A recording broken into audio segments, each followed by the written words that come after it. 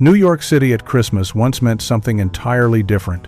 Before LED billboards swallowed Times Square and corporate chains replaced family shops, the holidays here carried a magic that can't be replicated. These 20 moments vanished into history, taking with them a New York that existed only in a specific time and place. What we lost wasn't just tradition, it was an entire way of experiencing the season that younger generations will never know. The New York of the 70s was practically bankrupt, hemorrhaging population like an open wound. Crime exploded across every borough, murders tripled, burglaries and rapes surged, and the subway became known as the Muggers Express. Walking the streets after 6 o'clock meant taking your life into your own hands. Travelers arriving at city airports were handed pamphlets titled "Welcome to Fear City," with a death's head on the cover, warning them to stay off streets after dark and avoid public transportation at all costs. The Bronx was literally burning as landlords torched their own buildings for insurance money. Into this dystopian landscape rode the motorcyclists. They weren't trying to glamorize anything, these were chopper gangs, Hell's Angels, and gritty characters populating streets where even cops feared to tread. Their bikes were extensions of their defiance, custom-built freedom machines cutting through urban decay. Graffiti covered crumbling buildings like battle scars. Subway cars became canvases for a generation's discontent. And through it all, roared the unmistakable sound of straight pipes echoing off tenement walls. These riders didn't navigate the city, they claimed it, foot by foot, block by block. In the Northeast, builders like Indian Larry pioneered the short lane splitter style specifically designed for the daily hand-to-hand combat required to ride New York's congested streets. These weren't show bikes. They were weapons of urban warfare, narrow enough to slice between gridlocked cars on the Cross Bronx Expressway, low enough to duck under barriers, loud enough to announce your arrival 3 blocks away. The city demanded a different breed of chopper, and New York's builders answered with machines built for survival in concrete and chaos. How dangerous was riding? The chopper emerged from California in the late 50s, but by the 70s, it had become a cultural phenomenon, extended front forks stretching impossibly forward, frames lowered to the ground, every non-essential part stripped away. These motorcycles weren't built for comfort or practicality. They were built to make a statement. 1970 was the peak of chopper culture, when builders stopped caring about function and pushed everything to absolute extremes. Rake angles grew more severe, forks extended further, and sissy bars climbed toward the sky like metal monuments to rebellion. New York's motorcycle scene developed its own distinctive character. Groups like the 3rd Street Boys rode bad custom choppers through Manhattan, navigating traffic with a fearlessness that bordered on insanity. Innovators in North Jersey, Todd Schuster, Frank Sassani, Main Price at Custom Cycle Engineering in Patterson, were building machines that combined California style with East Coast grit. These weren't wealthy collectors pursuing a hobby. These were working-class rebels, Vietnam veterans, and outcasts who poured their paychecks into gas tanks painted with flames and freedom. The chopper boom coincided with massive cultural shifts. Between 1960 and 1971, registered motorcycles in the United States soared from 575,000 to over 3 million. Everyone wanted a piece of that outlaw mystique.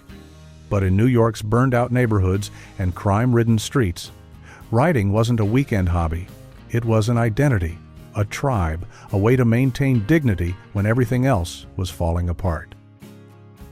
The Hell's Angels founded their first New York chapters on December 5, 1969, by patching over existing motorcycle gangs, the Aliens in New York City and the Hackers in Rochester. By the mid-70s, the New York chapter had become one of the club's largest and most powerful, coordinating all Hell's Angels activities across the eastern United States. What had started as post-war rebels on motorcycles transformed into something darker. The 70s marked when they turned into gangsters, involved in drugs, guns, and escalating violence. The New York chapter established its fortress-like clubhouse on the Lower East Side, complete with security cameras and armed members inside. Their presence defined entire neighborhoods. Due to the club's rule requiring new members to roll their bones, commit a contract, killing chapters, became notorious for contract murders, with New York remaining the Eastern Command Center for all operations. A biker war that would rage for decades began at a New Year's Eve party in 1973 at the Hells Angels headquarters in New York City when 3 rival outlaws from Florida showed up. The rivalry turned bloody fast. Violence erupted between clubs competing for territory and control of the drug trade, particularly methamphetamine distribution. The Hells Angels weren't just a motorcycle club anymore, they had become a sophisticated criminal organization. The New York chapter worked with the Gambino and Genovese crime families, providing security and muscle in exchange for connections and protection. Street corners became battlegrounds, clubhouses became fortresses, and the roar of motorcycles often meant trouble was rolling into your neighborhood. But the motorcycle world wasn't monolithic.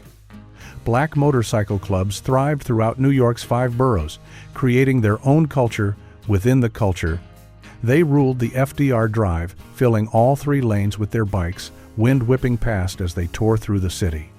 These riders existed as what one called a very loud whisper, a thriving community that mainstream America refused to see. Their contributions to motorcycle design went largely unacknowledged, even as their influence shaped the machines everyone rode. The archetype of the American motorcycle rider had become a white man on the open road, but Black Americans were just as steeped in motorcycle history. 2 Black designers, Ben Hardy and Clifford Vaughs, built the iconic Captain America and Billy Choppers for the 1969 film Easy Rider, the very bikes that defined chopper culture for an entire generation. Yet their names remained unknown, while white actors became stars. Bessie Stringfield had made history as the first Black woman to ride solo across the country back in 1930, but her legacy remained buried. In New York streets, Black motorcycle clubs created tight-knit communities with their own traditions, codes, and styles. Nicknames weren't chosen, they were earned and bestowed by the community. These clubs represented brotherhood in a city that often felt hostile. Bike blessings, memorial rides, and club gatherings became sacred spaces where riders found family, respect, and belonging. There were open roads in Brooklyn, in Queens, even in Manhattan, and Black bikers traveled them with pride, carving out their own piece of freedom in a world that tried to make them invisible. In February 1975, New York City ran completely out of money to pay for normal operating expenses and faced defaulting on over $11 billion in debt.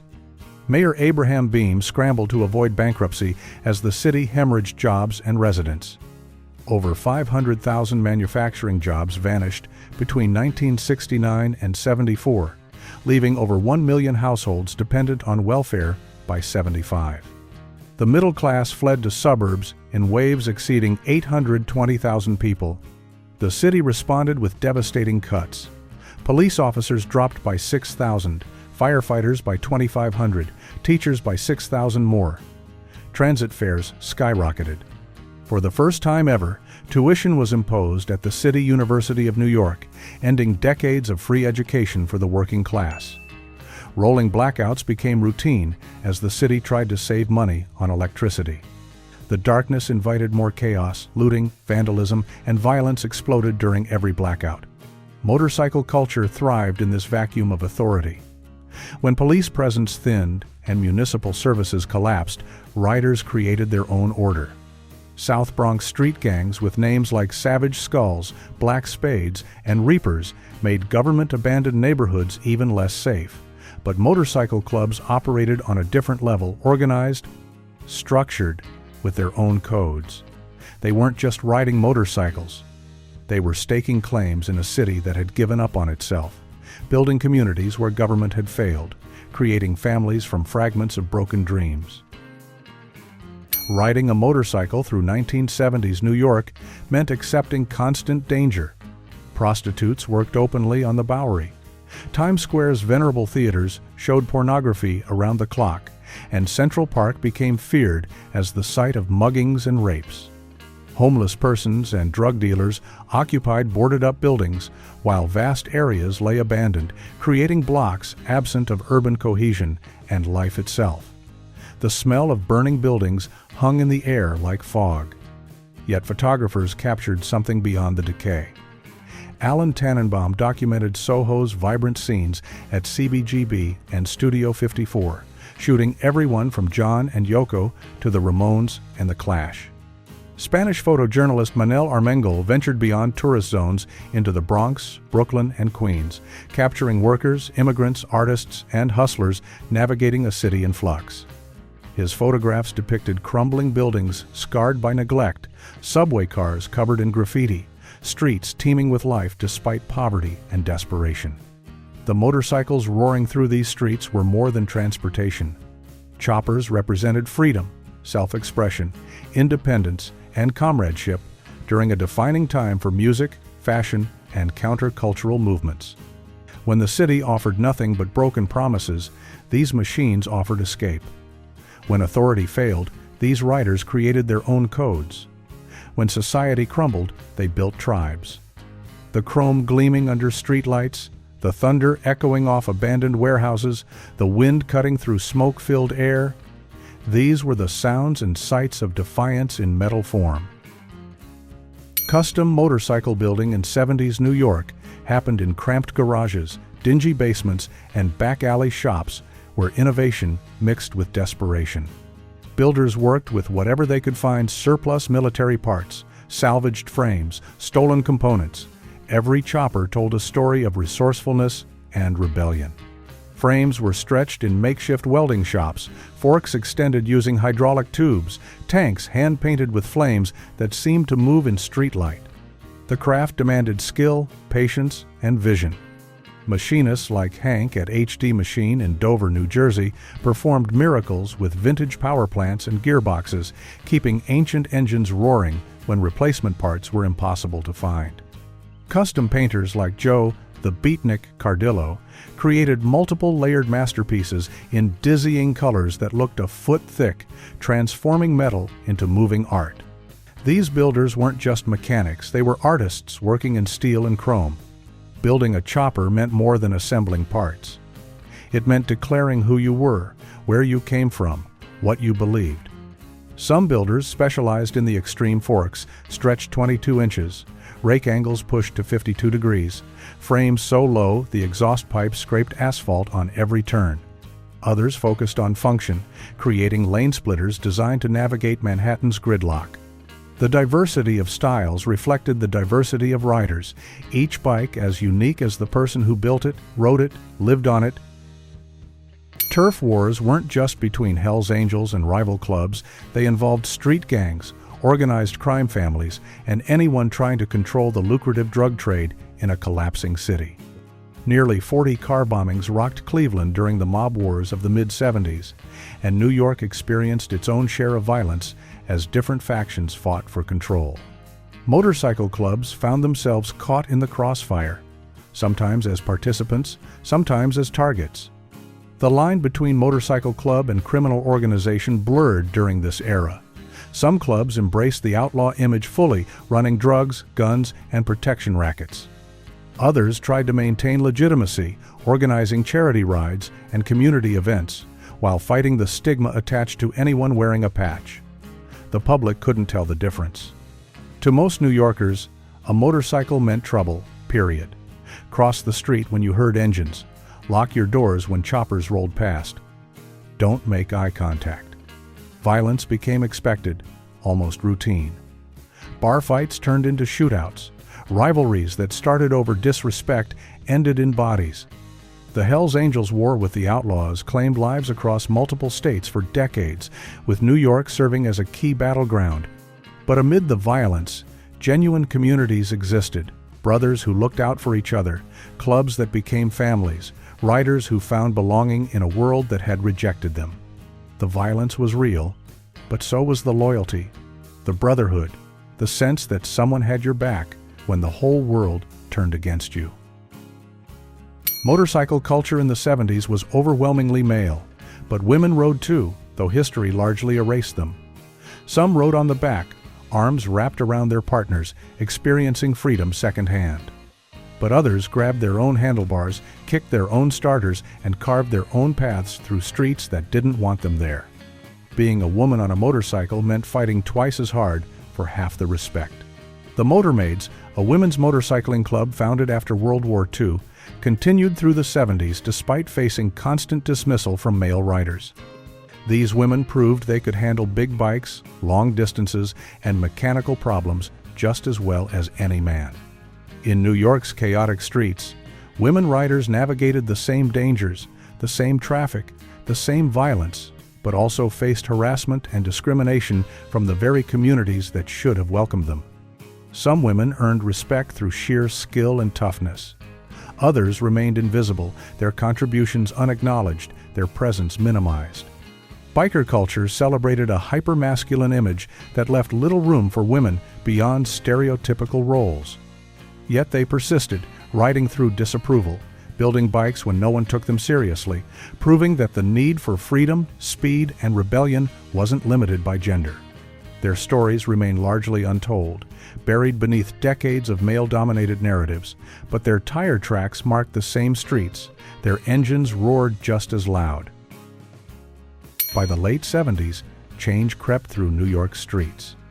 The fiscal crisis began to stabilize as emergency measures took hold. Crime remained high, but the sense of complete collapse started to fade. New Mayor Ed Koch brought fiscal conservatism and order, slowly pulling the city back from the brink.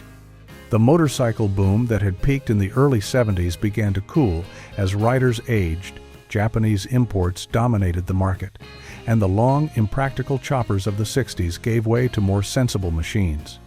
Chopper culture in America burned itself out by the early 80s. The extreme bikes that had defined the era sat in garages collecting dust as riders wanted comfort, reliability, and bikes they could actually ride long distances. Disc brakes, electric starters, and practical suspensions won over stretched frames and rigid hardtails. The party was ending, and morning after reality hit hard. Many clubs dissolved, members moved on, and the wild freedom of the 70s motorcycle scene became memory. But something had been forged in those years that couldn't be erased.